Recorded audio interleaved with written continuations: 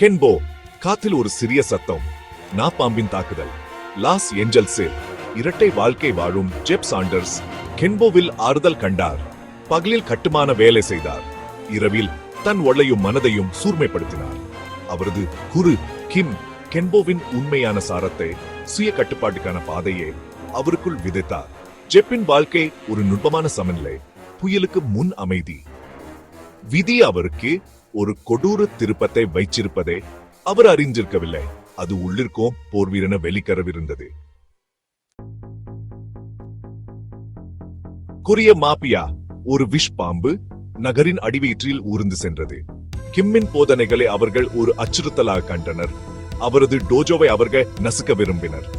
ஒரு விதி நிறவில் அவர்களின் இருள் கிம்மின் சரணாலயத்தில் இறங்கியது. ஜெப் வந்து பார்த்தபோது அவரது குரு சொந்த இரத்த குளத்தில் கிடந்தார். துக்கம் பச்சையாகவும் எல்லாவற்றையும் விழுங்கும் விதமாகவும் அவரை மூழ்கடிக்க அச்சுறுத்தியது. ஆனா விருத்தியின் சாம்பலில் இருந்து ஒரு புதிய உறுதி அவருள் பற்றி கொண்டது. பழிவாங்குதல். அவரது சொந்த தந்தை தலைமையிலான போலீசார் மௌபியாவின் எல்லைக்கு எதிராக சக்தியற்றவர்களா தோன்றினர். அவரது சகோதரர் ஒரு வழக்கறிஞர் கட்டுப்பாட்டை கடைபிடிக்குமாறு வலியுறுத்தினார். ஜெப்பால் இனிமேல் நடக்க முடியாத பாதை. இழப்பின் தீயிலும் பழிவாங்கும் வெறியிலும் உருவாக்கப்பட்ட ஆயுதமாக அவர் மாறுவார்.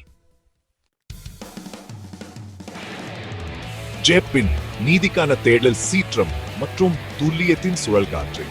அவர் ஒரு பேய் போல நகர்ந்து மாபியாவின் நடவடிக்கைகளை கணக்கிட்டப்பட்ட தாக்குதல்களா தாக்கினார். அவர் கும்பலுக்கு ஒரு கனவா மாறினார். அவரு பெயர் பயத்தோடும் மரியாதையோடும் கிசுகிசுக்கப்பட்டது. மாபியா தலைவர் யங் கவலையுடனும் ஈர்ப்புடனும் பார்த்தார். அவர்களின் தவிர்க்க முடியாத மோதல் வெளிப்பட்டது. பழிவாங்கலும் லட்சியமும் தூண்டிய டைட்டன்களின் மோதல். ஜெப் ஒரு ரேசரின் விளிம்பில் நடந்தார். நீதிக்கும் குருட்டு கோபத்துக்கும் இடையிலான கோடு. அவர் தொட்ட ஒவ்வொரு உயிரிலும் மங்கலானது. இறுதி மோதல் வன்முறையின் ஒரு நன. ஜெப்பும் தனக்காவும் இயற்கையின் இரண்டு சக்திகள், முஷ்டிகள் மற்றும் சீற்றத்தின் சூழலில் மோதின. ஒவ்வொரு தடுப்பும் ஒவ்வொரு தாக்குதலும் அவர்களின் திறமைக்கு சான்றாக இருந்தது. ஜெப் மேல் கையை பெற்று கொல்லும் அடியே வழங்க தயாராக இருந்தபோது அவர் தயங்கினார். அவரது குருவின் போதனைகள் அவரது கோபத்தின் ஆழத்திலிருந்து வெளிப்பட்ட.